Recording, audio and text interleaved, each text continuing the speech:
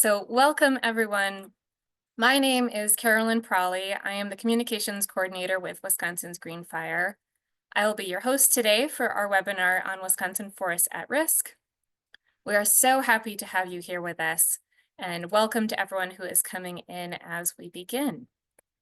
I have just a few housekeeping items to talk about before we really get into the bulk of our webinar today. So 5 quick things. As you all probably know, as attendees, your microphones will remain muted, but we encourage you to use the chat and the reactions functions throughout today's webinar.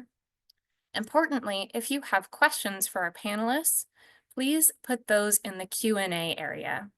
We'll address as many as we can during the Q&A segment at the end of our panel discussion, which is, I think, what most of you are here to enjoy.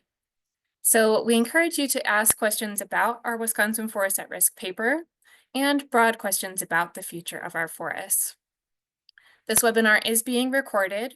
The recording will be available to all the registered participants after the session, posted to the Wisconsin's Green Fire website and our YouTube channel. We welcome you to share that. We have a couple poll questions for you today, and I also ask that you take our short feedback survey at the end of the webinar.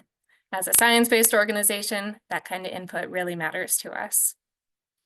Lastly, for housekeeping, we invite you to stay engaged with us at Wisconsin's Green Fire. Today's webinar is really just one part of the work to plan the next century of forest conservation. Your voices matter in this work, and we're thrilled to be in this together. So thank you again for joining us. With that, I will turn it over to our Executive Director of Wisconsin's Green Fire, Melissa Johnson, for some opening words. Over to you, Melissa. Thank you, Carolyn. Thanks to everyone who has joined us. Thanks for taking the time out of your day and for being interested in this topic. We are extremely grateful, particularly for the magnitude of the reception we got from folks. So thank you, thank you, thank you. I also, at this time, want to thank the Nature Conservancy for their generosity in sponsoring this webinar. We are a donor-based organization, and having that kind of support just lifts us up so that we can continue to do that work.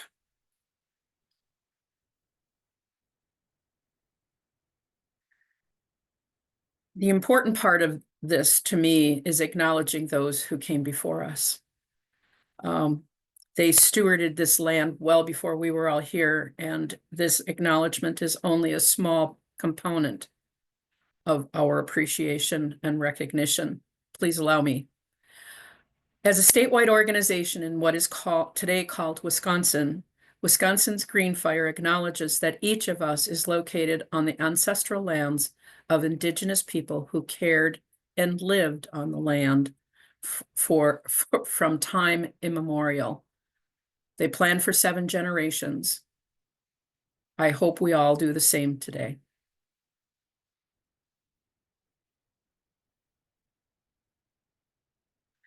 Wisconsin's Green Fire is, as Carolyn said, a science-based organization. We are knowledge-driven, data-driven, science-supported. We work on all kinds of policies related to conservation and environmental policy. We work with partners across the state, with legislators, with the DNR, and other agencies. If you are already a Green Fire supporter, my sincere and absolute thank you. Your support is what fuels our work. We couldn't do it without you. You are our partners. You are our family. You lift us up. Thank you. If you are not a Wisconsin's Green Fire member or supporter, please just consider how you might support this work we're doing, not only today, but into the future on a wide variety of conservation topics.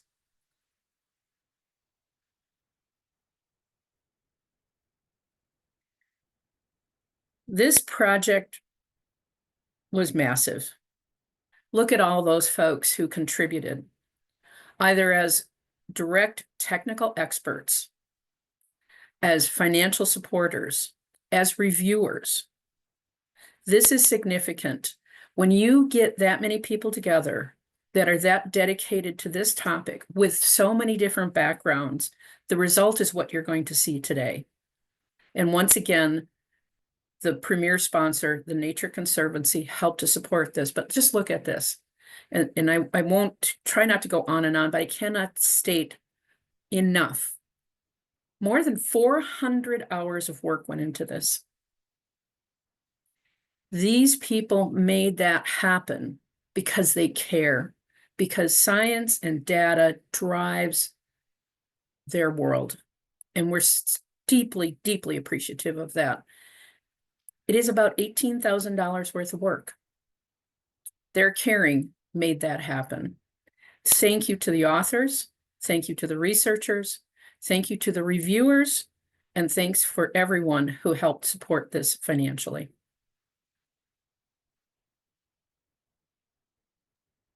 Thank you so much for those opening words, Melissa.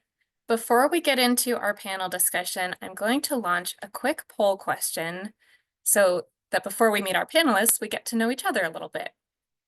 So if you'll bear with me one moment while I pull that up on screen.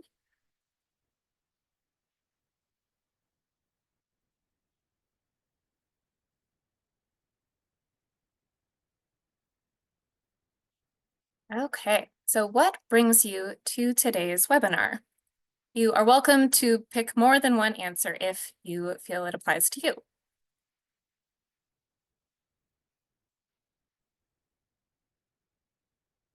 Seeing lots of results coming in.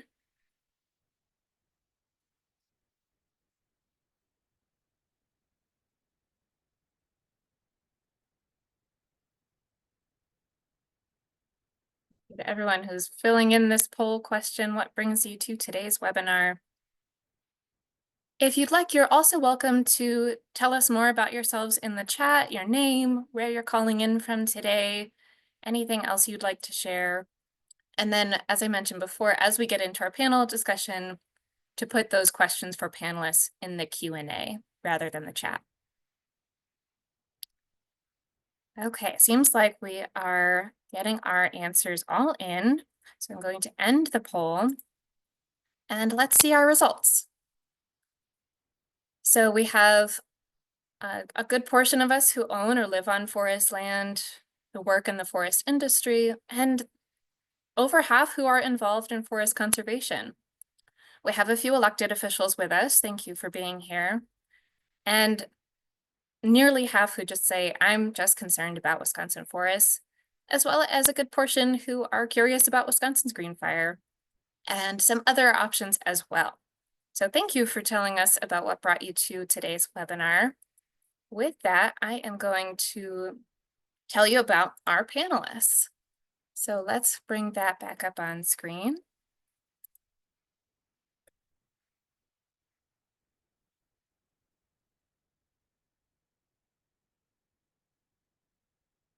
Okay, so let's meet our four panelists on our forest expertise panel today at our Wisconsin Forests at Risk webinar. Fred Clark is former executive director of Wisconsin's Green Fire and the Forest Stewards Guild, and he also spent many years as a forester and a Wisconsin state assemblyman.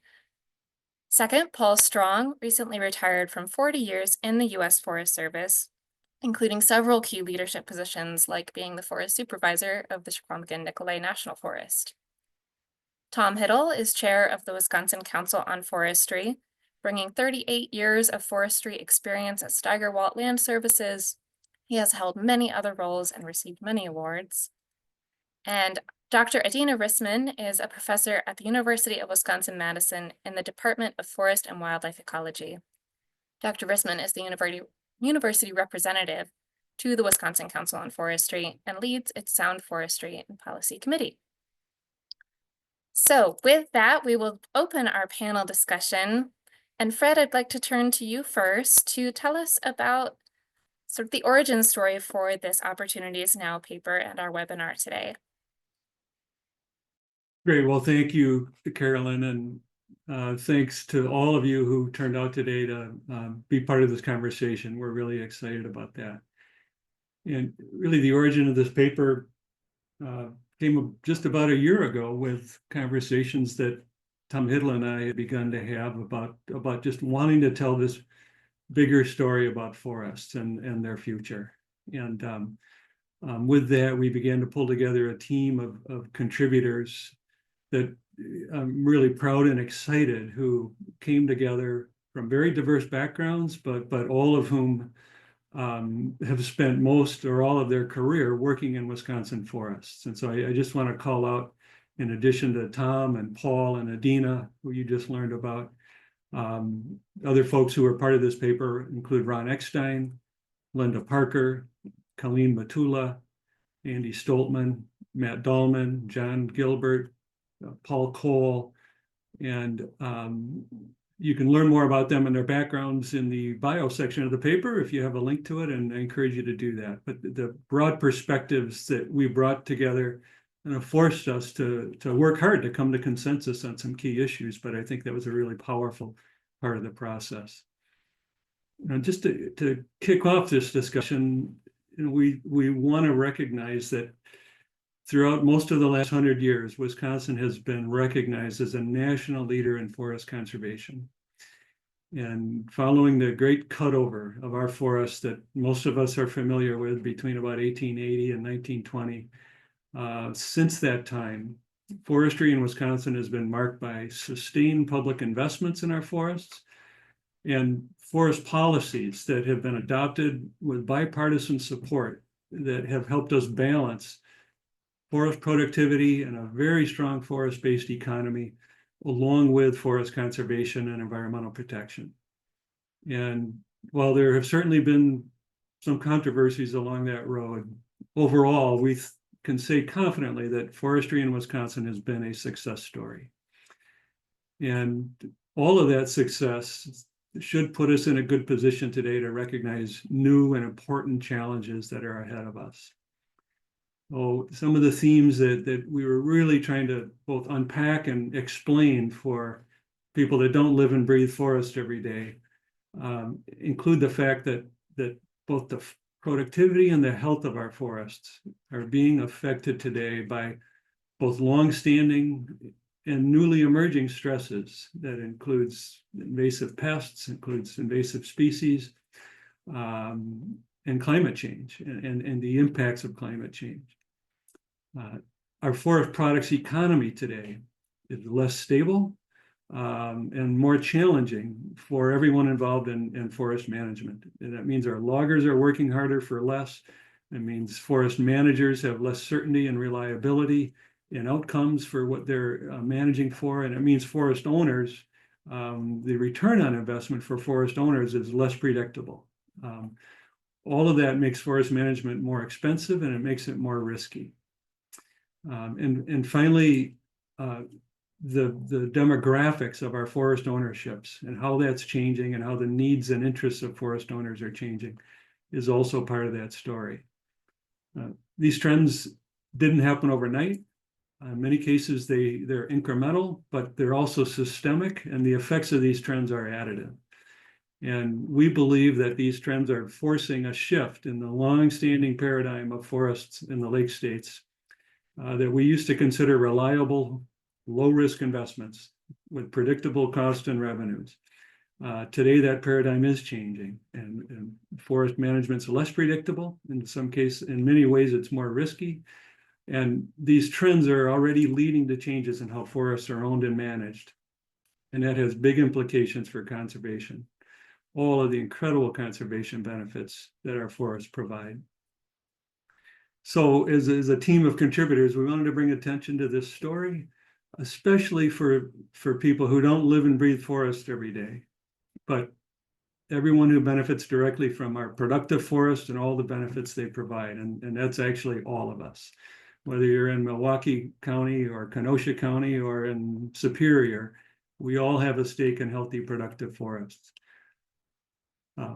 We all benefit in some ways from a $37 billion forest product sector, but we also benefit from the clean air and the clean water, the wildlife, and just to put a different lens on it, the newly emerging understanding that our forests in Wisconsin offset as much as 20% of the total greenhouse gas emissions that we produce as a state. There's no other sector, there's no other thing we have in Wisconsin that does a better job of contributing toward cleaner air and a cooler planet.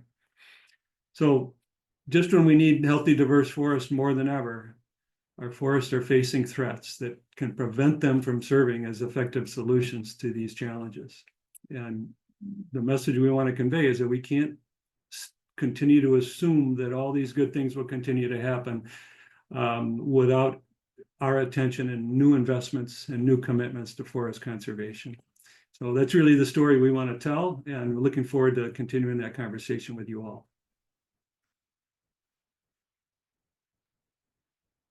Thanks, Fred.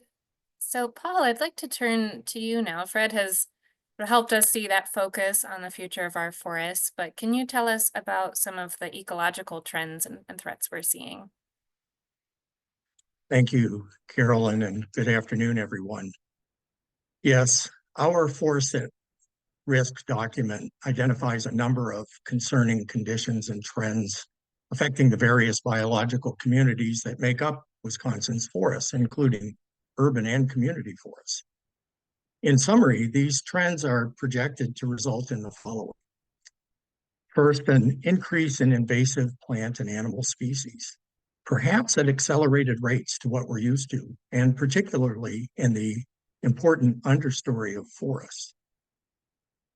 Continued overbrowsing by white-tailed deer that threatens the future productivity and diversity of our forests, in particular reduced species diversity, the survival of tree seedlings that lead to tree regeneration, and the abundance of understory plants. Third, a continued loss or severe diminishment of native tree species, all of which are important, but some that will have widespread and potentially highly negative effects, many of which that will not be reversible or easily mitigated. Fourth, an ongoing simplification of forests that leads to reductions in the numbers and distributions of the organisms that comprise our forests, essentially a continued loss of biological diversity, and a continued loss of rare forest types, including those in old growth conditions. And then last, an increased stress on the species that comprise forests, largely from what we believe are the effects of climate change, which include episodic weather events, higher degrees of variability in all seasons, and for those forests in the north, especially concerning shorter winters and more variable winters. And in addition to that, the increases in insect pests and diseases that benefit from climate stress and themselves add more stress to forests. The report provides more details and examples. I've chosen just a couple to highlight some of the summary points I've shared. Regarding the loss or significant diminishment of individual tree species, I suspect you're all well aware of the impacts of emerald ash borer, EAB, an invasive insect, on the native ash species in the state. This will likely result in the near complete loss of ash statewide over the coming decades. We know that the death of black ash trees in forest wetlands will have profound effects on forested wetlands and how they function. Loss of ash is already occurring in urban and community forests, where ash trees provide shade, beauty, and other values. You may recall that ash was the replacement tree of choice in many places for Native American elms, which succumbed to Dutch elm disease. And we replaced them largely with ash, thinking they were going to be hardy and durable. And they were, but with the onset of EAB, not a very predictable event, we now have to consider which species are we going to use for sidewalk and park trees, and how long are we going to expect them to survive? And what sort of strategy and tactics do we have for sustainable urban and community forests? Regarding invasive species, our southern forests, including again our urban and community forests that are so important to a vast majority of Wisconsin residents, are already heavily infested with buckthorn, garlic mustard, and other understory invasives. These species are on a steady march from the south to the north that's being assisted by changes to climate conditions. And over time, we can expect the eventual replacement of native understory plant assemblages with new species that may not perform the same functions, thereby having a cascading effect on soil organisms, wildlife, and trees. Additionally, northern hardwood forests, very important types, particularly in the northern part of the state, are increasingly infested with non-native invasive earthworms, presenting a major threat to the stability and function of these biological communities. Invasive earthworms transform hardwood forest soils by consuming and eliminating the leaf litter layer, affecting nutrient cycling and the diversity and the abundance of herbaceous plants, including trees. If you've not yet read the full report or this part of it, I encourage you to do so and to click on the hyperlinks to access examples of scientific literature, much of it coming from the University of Wisconsin, that supports our findings. Carolyn, back to you. Thank you, Paul. I feel like I need to take a deep breath hearing about some of those big threats. One logistical note before we proceed with the panel discussion, I realize we're hearing from some folks in the Q&A that we are having some restrictions on use of the chat. So I apologize if that was not our intention. So please do put your questions in the Q&A and we will work to change what's going on with chat, but it may be that we won't be using the chat during the rest of the webinar. So Tom, I would like to turn to you now to tell us more about the forest industry and forest economics, what we might be looking at going into the future. Sure. Thanks, Carolyn. And good afternoon, everybody. And thanks to all of you for taking some time out of your busy schedules to join us here today.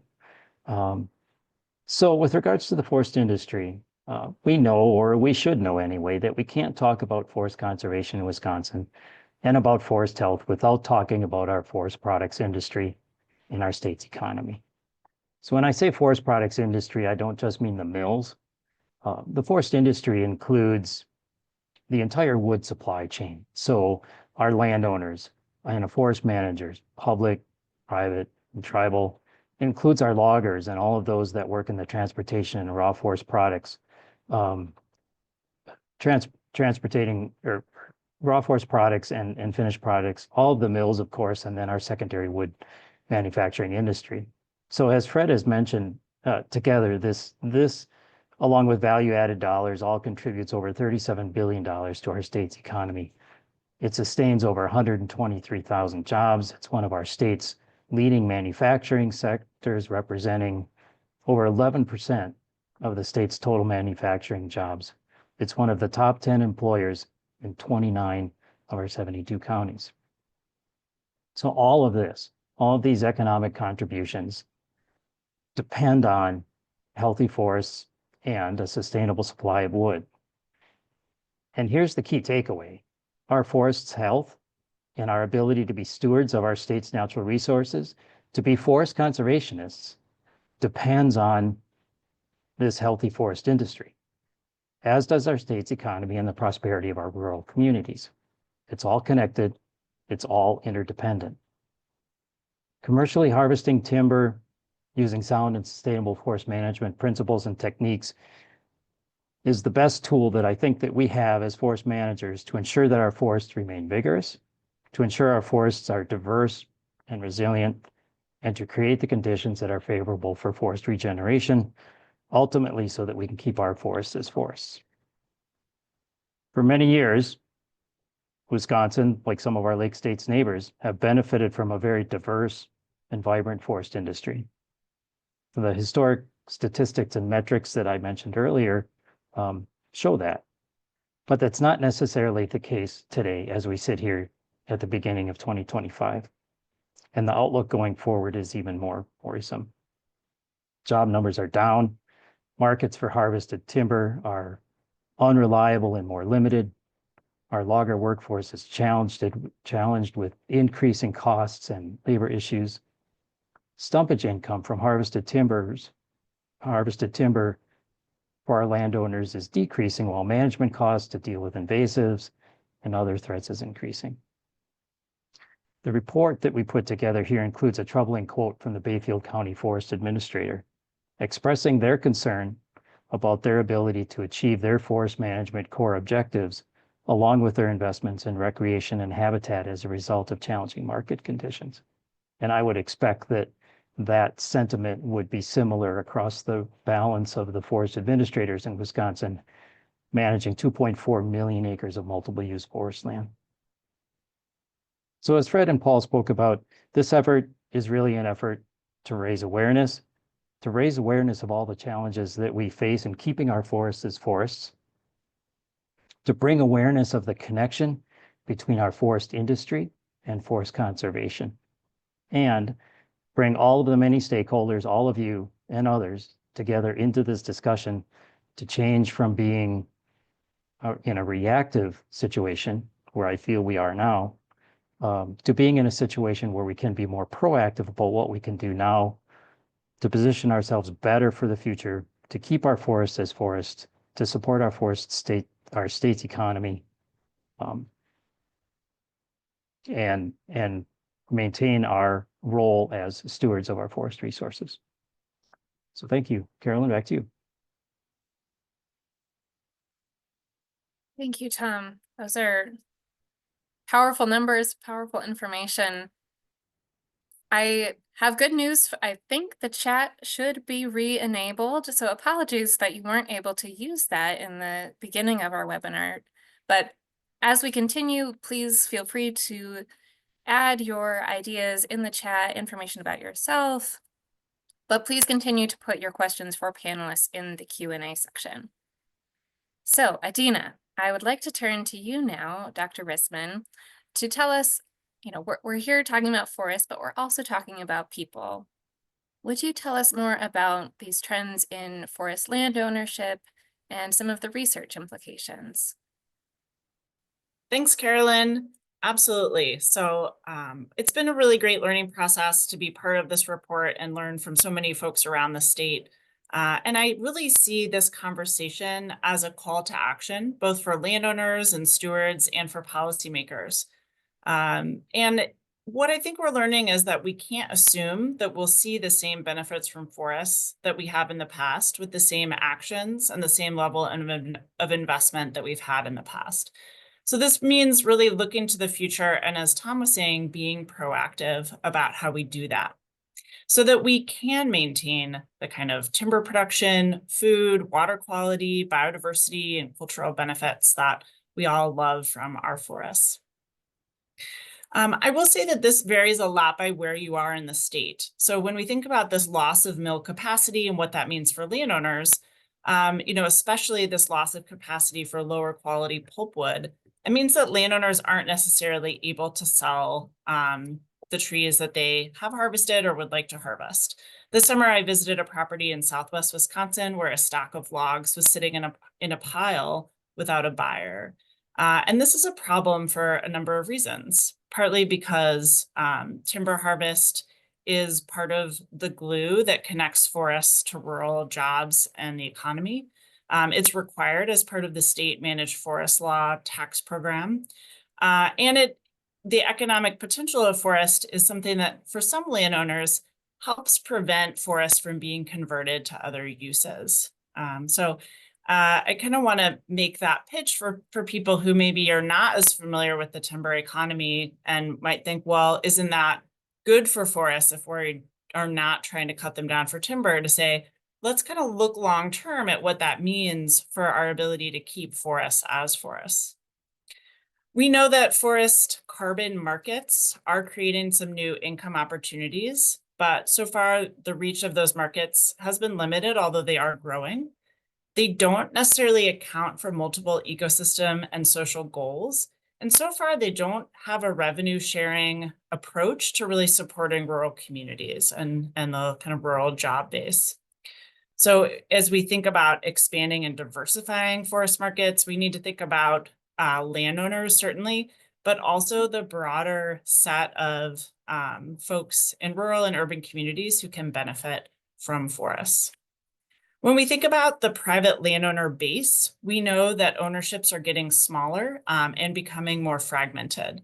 So in Wisconsin, the average forest parcel size has decreased from 37 acres in 1997 to 26 acres in 2013, and even more since then, while the number of forest landowners has grown. So while that means more and more people are getting the benefits of being a forest owner, those ownership sizes are smaller, making it more difficult to have that economy of scale with their property. And meanwhile, we have what some people have called the graying of landowners. So the age is going up, so that the average age is 61, with over 40% of family forest land owned by those who are 65 years old or older. So one of the things that we know is that private landowners are extremely important for maintaining forests in Wisconsin, and that about 68% of forest land is owned by private forest owners. And mostly these are individuals and families, while just a smaller amount is corporations or conservation nonprofit organizations. And this is in addition to the many public lands and tribal forests in the state. One of the things these many landowners are facing are the increasing costs from invasive species and disease that Paul talked about, and this need for both an individual, organizational, and policy standpoint for greater support for sound forest stewardship that can help address these costs to ensure that forests remain as forests and that all the values they support can be sustained. This summer, I took my kids to help seed the forest roads on the private land where I've been hunting in Richland County that were washed out in the enormous storms. And the landowner showed me video on his phone from these just huge rain event that washed out the roads. And it's just more a sign of what is to come, I think, and requires a greater investment of, quick resources, but also a long-term sustaining of the places that we care about. And that requires people to do that work, people who are hopefully well-trained, qualified, well reimbursed, well paid if it's paid labor in safe conditions, and also a network of volunteers to do that work as well. And that can really be supported by public policy as well. So, I always say when it comes to public policy, what happens inside matters a lot for what happens outside. And as a teacher, researcher, and university representative to the Council on Forestry, I love seeing the practical ideas that students and colleagues can bring, bridging individual and collective action to get to really a practical ideas for what can work on the land. So I think once we learn to see policies, budgets, and commitments and how they play out on the land, we know that it's time to recommit to forest recovery in the face of both of these slow and rapid threats, and that working together, we can sustain and renew forest diversity, health, and abundance in the face of these major crises, everything from US industrial decline to forest fragmentation, invasive species and storms, to pricing out of lower income landowners, and the kind of on the logger side as well, thinking about the level of debt and injuries that people may sustain working in the woods. So for all of these reasons, I think it's really critical that we see this as a call to action and think about how we can contribute both as individuals and as part of these more collective solutions.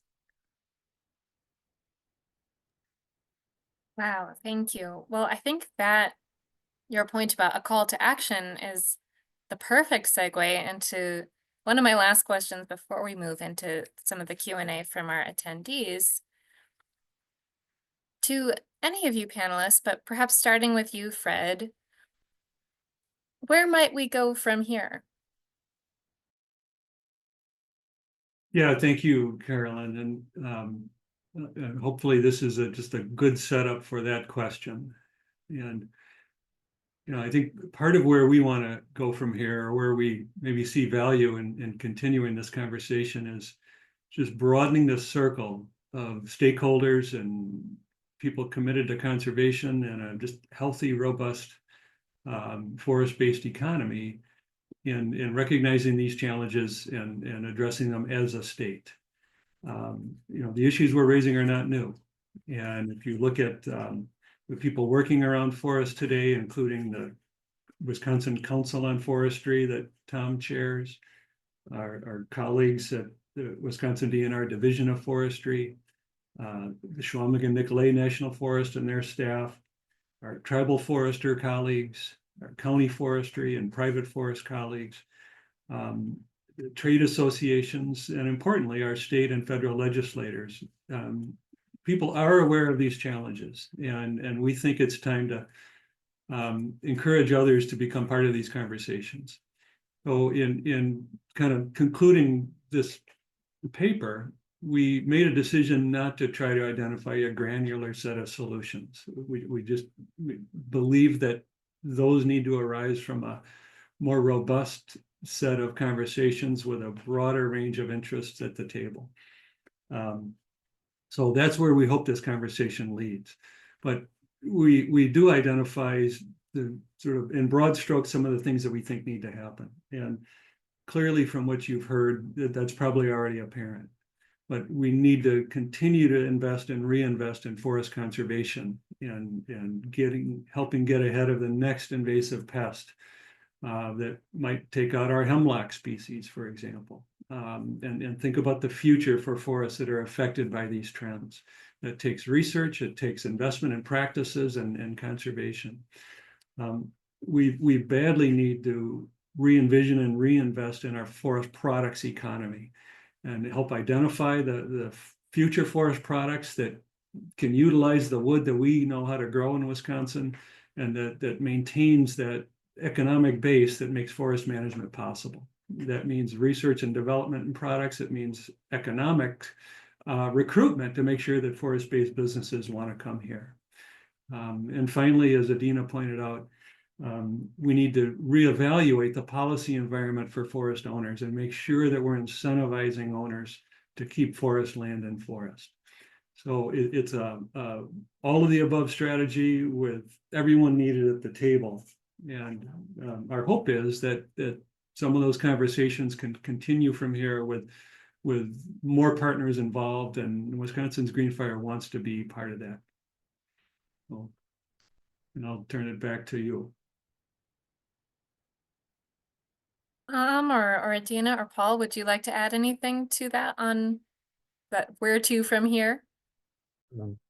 Sure, Carolyn, just very, very briefly then from the Wisconsin Council on Forestry's perspective and our charge as set forth in statute in 2002 and the council with history going back all the way to the 1980s is to advise the governor, legislators, and Department of Natural Resources on a variety of forestry issues in the state. And that includes budget-related topics. So, it's our current focus with the biennial budget discussion underway as we sit here today is to advocate for funding for important programs that support our forest landowners, programs that support our forest industries, and then again, advocacy for our state agencies, the DNR Division of Forestries and others that are engaged in managing our forest resources. So having a voice in that process is really important, and having multiple voices coming from multiple different perspectives, I think makes a difference,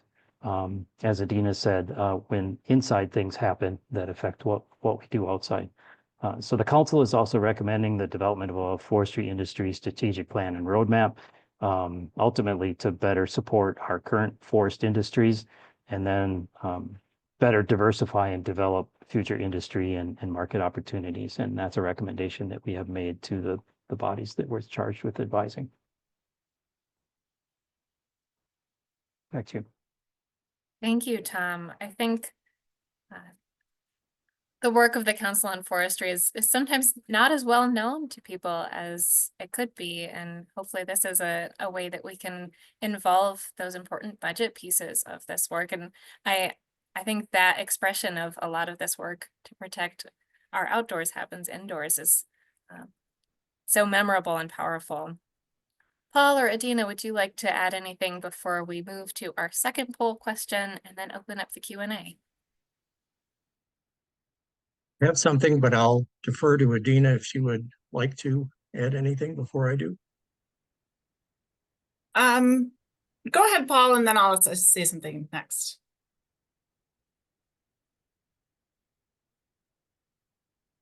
Okay. What I'd like to share in this around this idea of where do we need to go? What do we need to do? I think it's important that we all become carriers around a message that Fred articulated very nicely earlier in his comments, and in that we're going from an era of recovery and relatively predictable, we think, or we thought at the time, outcomes of our energy and our investment in to a new era. And it's going to be an era in which we're going to need new goals to be developed around even what a sustainable forest is in various parts of the state and different soil types and so on.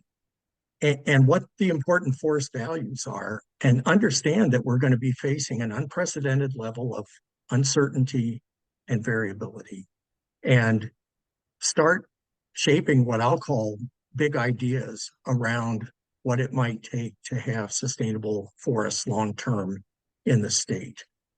And then to also leverage the topic that Tom mentioned during his panel delivery around moving from a less reactionary approach to one that is more proactive and thinking about the variety of scenarios that can face us. And that's not an easy thing to convince ourselves to put our energies behind, to convince those who control purse strings to put their energy and votes behind. But I think those sort of concepts that are really a bit outside of the box of how we normally have thought about forest conservation and management, and to have a wide diversity of stakeholders involved in those discussions early on. That's it. Thanks, Paul. I think that's really insightful. And I think there are some near-term decisions and choices that we face. Tom mentioned the budget process, which is ongoing every 2 years. There's also the reauthorization of the Knowles-Nelson Stewardship Program. I talked a little less about the large private industrial forests, but I'll just mention about them that we've seen a dramatic change as the paper mills sold off their land and spun it into different kind of real estate investment or other timberland investment groups. And in order to really sustain these long-term decades and decades of use of these lands for all kinds of different benefits, it's really required a large public investment. Unfortunately, some of the conversation now has become more charged and heated around Knowles-Nelson reauthorization, which is upcoming this year.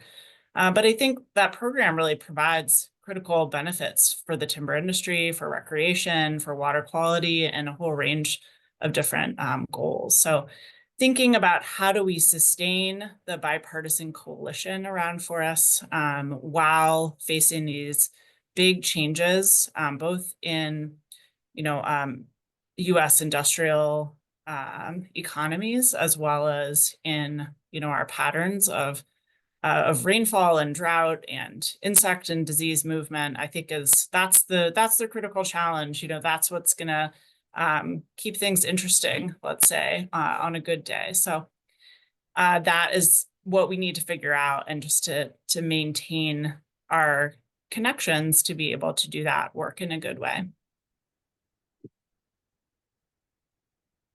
Interesting and critical challenges, I think, is a nice, succinct way to capture that.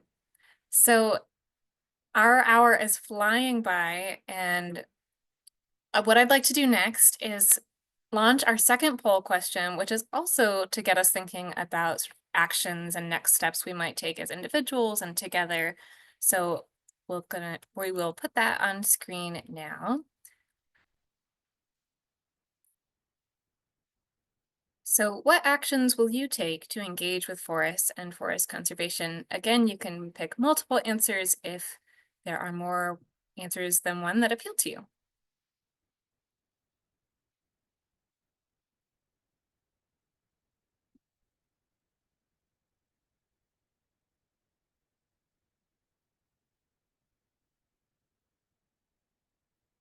As those come in, we'll give it about another 30 seconds.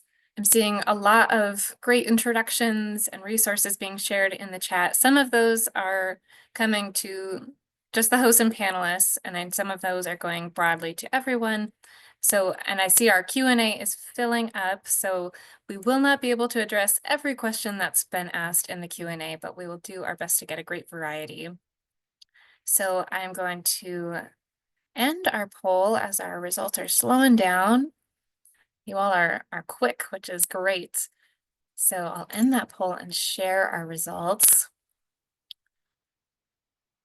I'm so excited to see excitement about these actions we can take. We've got, I think our top answer is talking to our family and colleagues about these topics. That is really powerful. Sharing Wisconsin Green Fire's paper, just because we've captured so much information in that one document.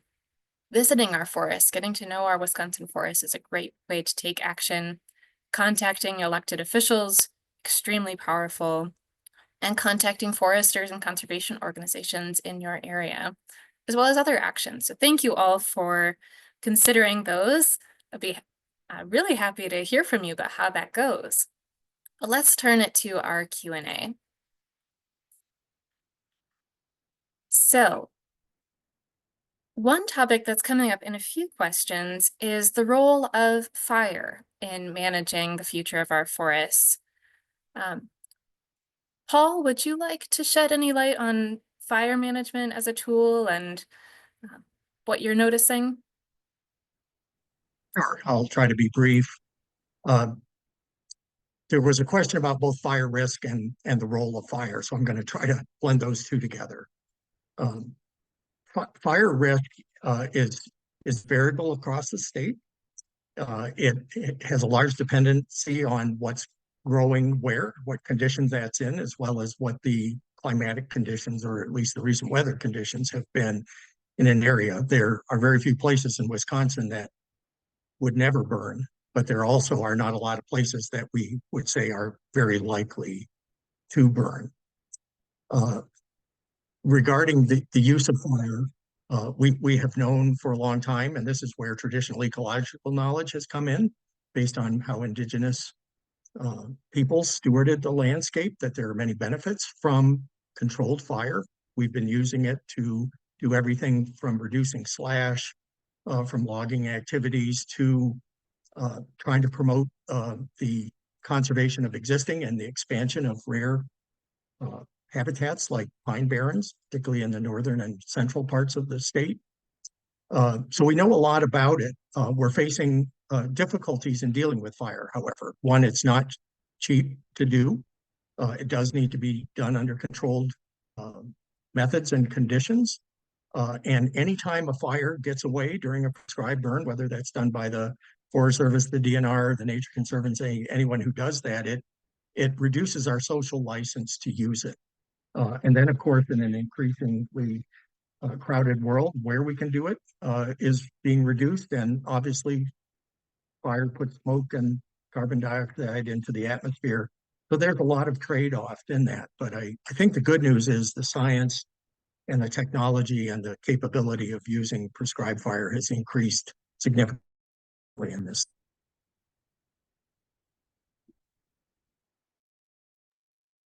Thank you, Paul. So you mentioned indigenous knowledge. We do have a question. How are we relying on indigenous knowledge to help our forests? Panelists, would you like to add to that? Sure. I had a chance to be part of a joint class, to my knowledge, the first joint class between University of Wisconsin-Madison, the College of Menominee Nation, and the Lakota Ojibwe University.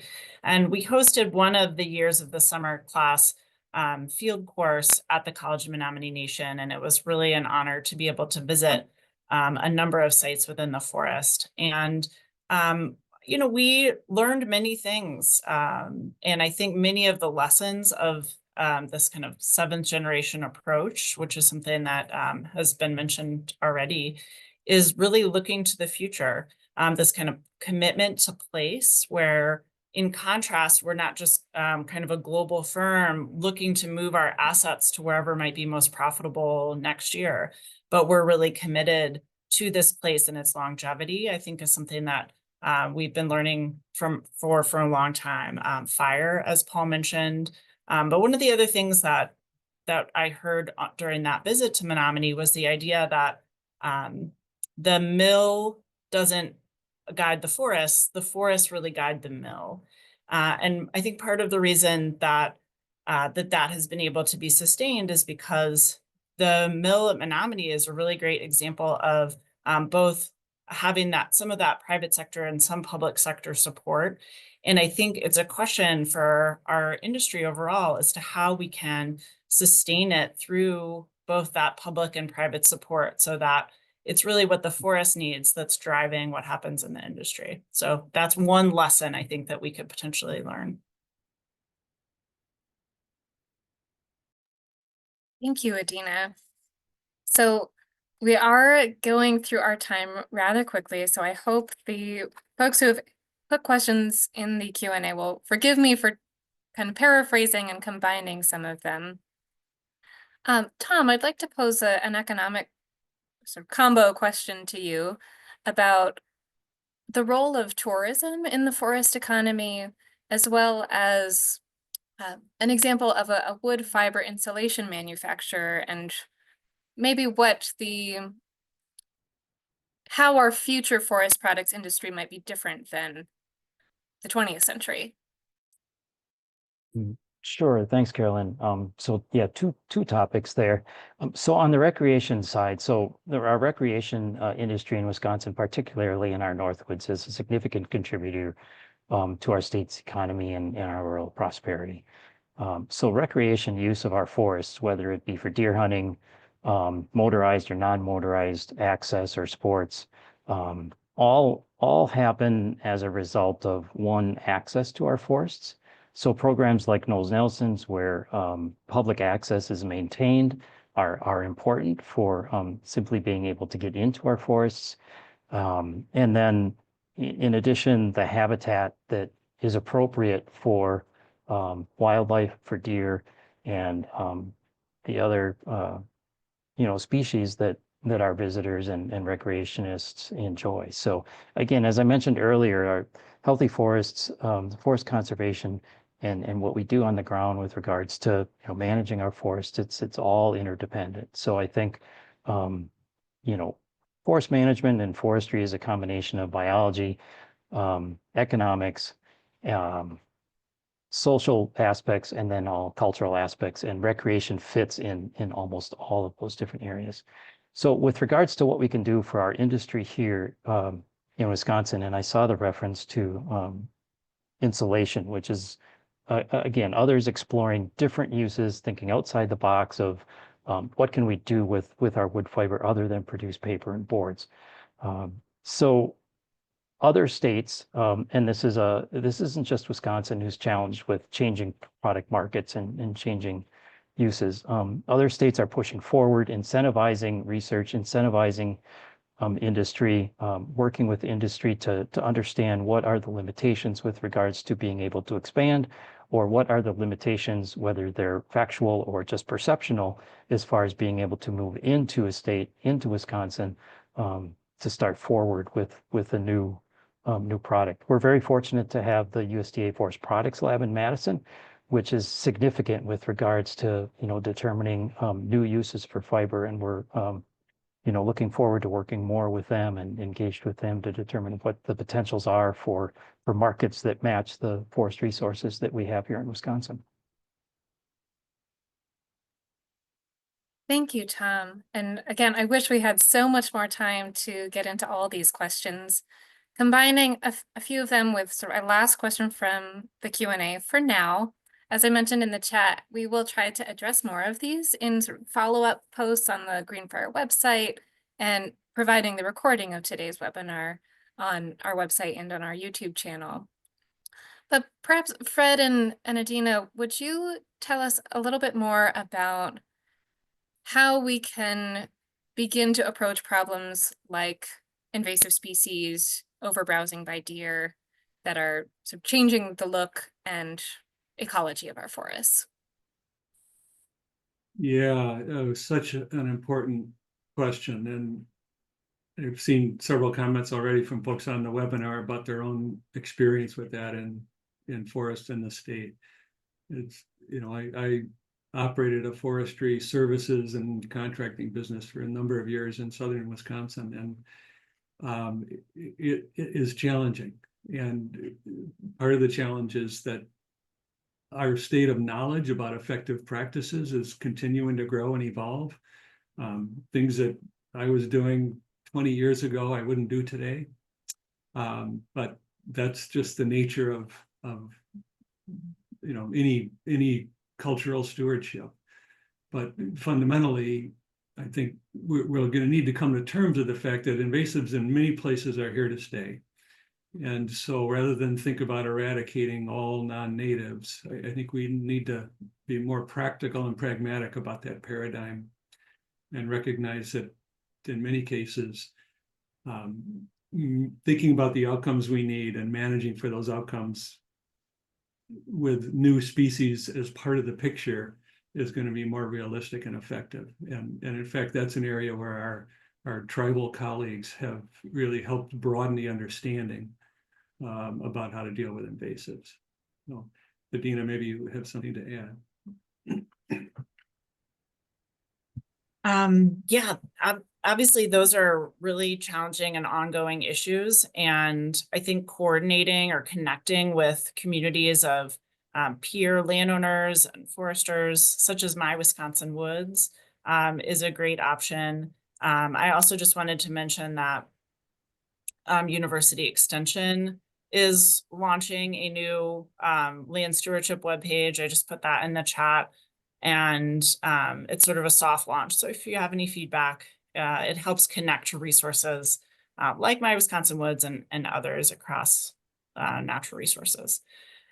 But I think continuing to carve out, how do we organize our lives to carve out time for this as individuals, and to carve out time for that land care as we think about care in so many different arenas of our family and our community and our lands, as well as to support the organizations that are really helping connect us with people with different kinds of depths of experience. So I think keeping them on the radar, people are really passionate about forests and wildlife and water. And I think that's fantastic. We don't always have to agree, but I think when we can find that common ground, that can be a powerful place to help move the conversation forward.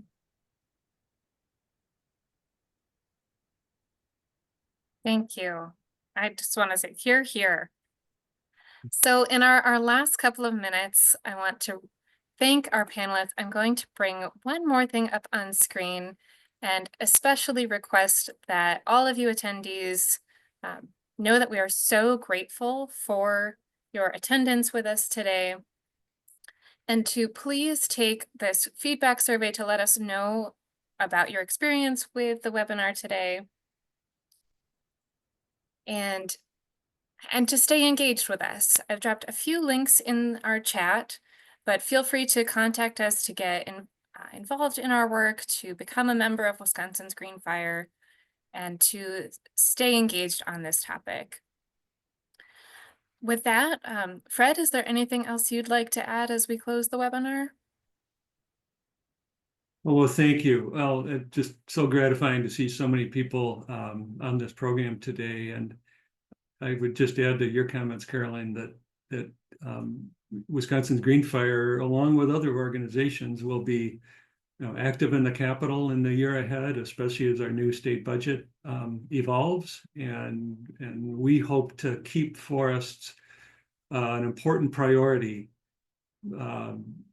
within the state budget and also just within the realm of policymakers as we think about what's going to be needed. So stay tuned, I think, to the Green Fire website for more information on that, as well as I'll just put a pitch in for the Council on Forestry. It's an important body, and there'll be good information on the council's website as well.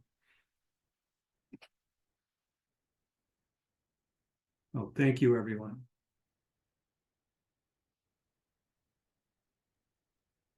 Thank you so much for being with us. I think we should just Even though you're muted, let's have a round of applause for our panelists. Thank you, everybody, for being here. Feel free to stay in touch with us, and we will continue working on this next century of our forests and forest conservation. Thank you, everyone.